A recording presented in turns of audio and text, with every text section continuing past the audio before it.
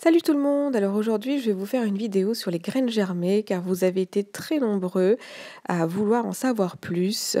Alors, je vais pas vous faire une généralité sur toutes les graines parce qu'il y aurait trop de choses à dire. Donc, ce que je vais faire, c'est que je vais prendre les graines une à une et à chaque fois, je vais vous expliquer quels sont les nutriments, à quelle famille appartient cette graine et comment la faire germer parce que chaque graine va germer, on va dire, différemment. Donc voilà, on va énumérer tout ça et aujourd'hui, on va parler du soja vert, donc du haricot mongo. Alors, ce qu'il faut savoir sur cette graine, c'est que c'est une plante qui est d'origine d'Inde et qui est très répandue dans toute l'Asie. À la base, donc ça, c'est une légumineuse, donc qui s'appelle le soja vert et elle est très différente de la même espèce que l'on appelle le soja jaune, qui lui va permettre en fait de fabriquer tout ce qui est à base de tofu. Alors le soja vert est très connu en fait sous sa forme de graines germées qui porte le nom de pousses de soja. Alors ces graines sont notamment utilisées en cuisine asiatique. C'est vrai qu'on peut la voir énormément en Asie, en Chine, etc. Et elle est aussi transformée en farine et elle sert à fabriquer les nouilles. Donc on va manger surtout en Chine.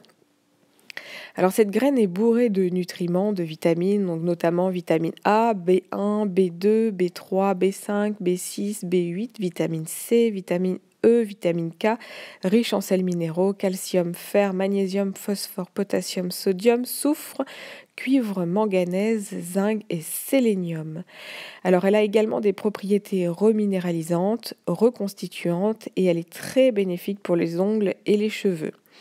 Elle est très peu calorique et elle renferme énormément de fibres et d'antioxydants.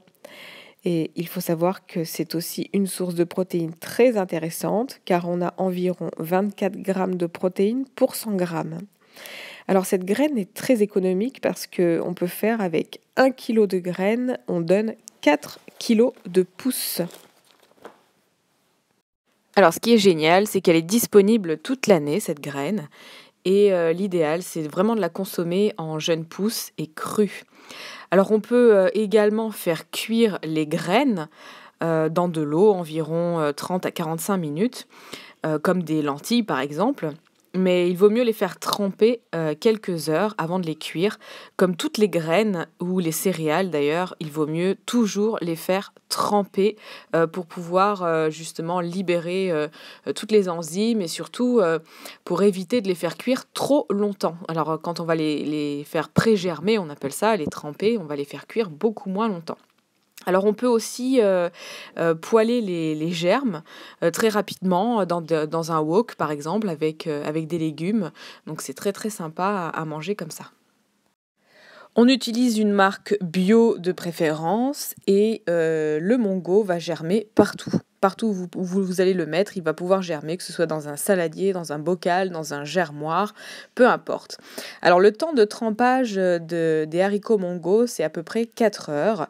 Il faut les mettre dans l'eau chaude et après ils gonflent vraiment à vue d'œil.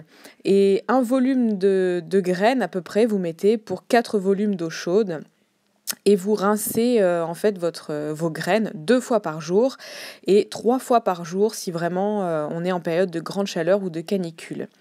Alors le temps de germinaison, c'est à peu près 1 à 2 jours. Il commence déjà à se déshabiller. Donc on peut déjà les consommer dès que le germe blanc est sorti et on enlève la petite coque verte qui va flotter à la surface. Voilà, c'est tout pour aujourd'hui. Donc on a bien mis au clair cette graine que l'on peut faire germer et qui a des vertus vraiment superbes. Je vous donne rendez-vous pour d'autres graines à germer très prochainement sur ma chaîne. Je vous dis à bientôt. Ciao, ciao!